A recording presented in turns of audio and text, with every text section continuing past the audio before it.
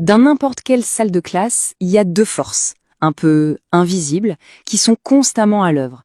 On les appelle la didactique et la pédagogie. On les confond souvent, mais en réalité, l'une, c'est la science du savoir, et l'autre, c'est plutôt l'art d'enseigner. Et comprendre comment ces deux-là dansent ensemble, eh bien, c'est un peu comme découvrir le secret d'un cours qui fonctionne vraiment. Alors, pour y voir un peu plus clair, voilà ce qu'on va faire. D'abord, on va définir ce que sont vraiment ces deux concepts. Ensuite, on se demandera, est-ce qu'elles travaillent ensemble ou est-ce qu'elles s'opposent? Après ça, on verra comment tout ça s'articule concrètement, sur le terrain, et on finira par jeter un œil à la boîte à outils que ça nous donne. Allez, c'est parti. Ok, première étape, plongeons au cœur de la salle de classe pour examiner ces deux fameuses forces. Qu'est-ce qui les différencie, mais aussi qu'est-ce qui les lie? En fait, tout se résume à une question assez simple en apparence. Quand on enseigne, le plus important, c'est le quoi, c'est-à-dire le contenu pur et dur, ou bien c'est le comment, la manière de faire en sorte que l'apprentissage se produise réellement. C'est vraiment cette tension entre les deux qui va nous guider. Bon, pour bien saisir cette dynamique, il faut d'abord faire connaissance avec nos deux protagonistes. Alors, qui sont-elles vraiment, la didactique et la pédagogie? D'abord, la didactique. Imaginez-la comme l'architecte du savoir. Son truc à elle, c'est vraiment le contenu.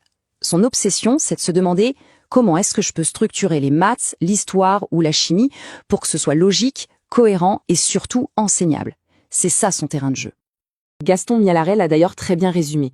Pour lui, la didactique, c'est vraiment l'ensemble des méthodes, des techniques, des procédés pour enseigner. Il y a un côté très carré, presque scientifique. L'idée, ce n'est pas d'improviser, c'est de s'appuyer sur une démarche bien pensée pour transmettre un savoir bien précis. Maintenant, son acolyte, la pédagogie.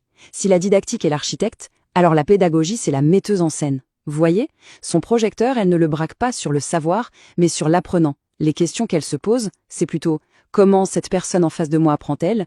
C'est quoi la dynamique dans ce groupe? Comment je fais pour créer un climat où on se sent confiance pour apprendre? Et c'est exactement ce que dit Antoine Prost. Il explique que la pédagogie, elle est centrée sur les élèves et leur rapport au savoir. Du coup, la question centrale, ce n'est plus comment j'enseigne la photosynthèse, mais plutôt comment est-ce que cette personne-là, avec son histoire, ses facilités, ses blocages, va pouvoir comprendre et s'approprier ce concept. Vous voyez, la perspective change du tout au tout. Bon, on a nos deux personnages. Mais alors, est-ce qu'elles s'entendent bien? Sont-elles partenaires? Ou plutôt rivales? C'est le moment de creuser un peu leur relation. Pour résumer de manière très simple, on pourrait dire ça comme ça.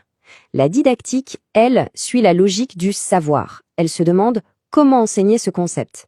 La pédagogie, elle, suit la logique de la classe. Elle se demande comment cet élève apprend-il. L'une part de la matière, l'autre part de l'humain. Ce tableau nous aide vraiment à voir les choses clairement. Regardez, la didactique, c'est toujours lié à une matière précise.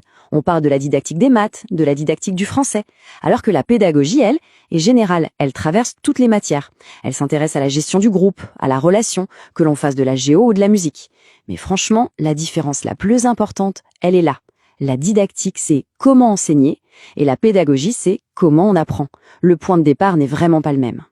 D'accord, mais concrètement, où est-ce que ces deux forces se rencontrent et interagissent? Eh bien, ça se passe sur une scène très particulière que l'on appelle le triangle didactique. Voilà à quoi ça ressemble. En gros, n'importe quelle situation d'apprentissage peut se comprendre en regardant les relations entre ces trois sommets, l'enseignant, l'apprenant et le savoir. Ces trois-là sont complètement liés. On ne peut pas en enlever un, sinon tout s'écroule. Si on se concentre que sur un seul pôle, l'apprentissage ne peut pas avoir lieu. Alors, si on regarde le pôle de l'enseignant, c'est la personne qui, bien sûr, maîtrise son sujet. Mais ce n'est pas tout. Il ou elle doit aussi savoir comment transformer ce savoir pour le rendre compréhensible. Ça, c'est le côté didactique. Et en même temps, il faut gérer la relation avec les élèves, l'ambiance de la classe. Ça, c'est le côté pédagogique. C'est à la fois un expert du contenu et un chef d'orchestre. Passons au pôle de l'apprenant. C'est hyper important de comprendre qu'un élève n'arrive jamais comme une page blanche. Il a déjà ses propres idées sur le monde, ses représentations.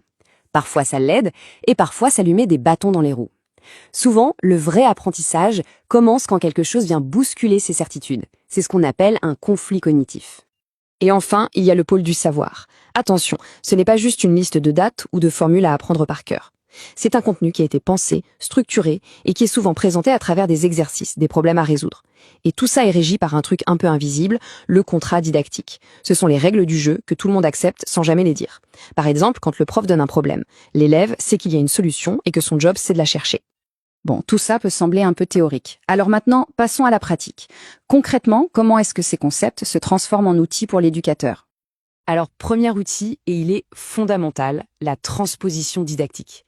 C'est vraiment l'art de prendre un savoir savant, un savoir complexe, tout droit sorti d'un labo de recherche, et de le traduire, le réorganiser, le simplifier, l'adapter pour qu'un élève de primaire ou de collège puisse se l'approprier. C'est un boulot de traduction absolument essentiel. On en a parlé juste avant, mais c'est un vrai outil, le contrat didactique. Je le répète, ce sont ces fameuses règles du jeu non écrites. L'élève s'attend à ce que l'exercice soit faisable, le prof s'attend à ce que l'élève essaye.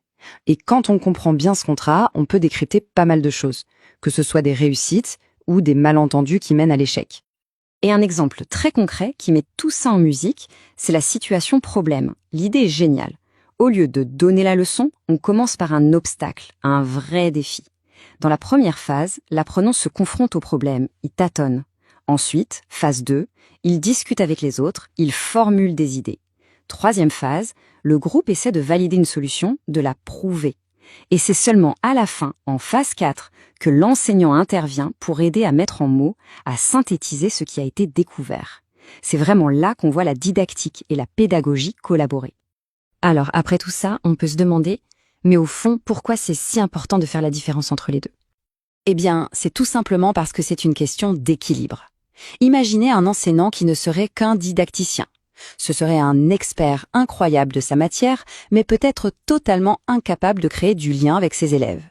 Et à l'inverse, un pur pédagogue serait génial pour créer une bonne ambiance, mais le contenu, lui, serait peut-être un peu léger.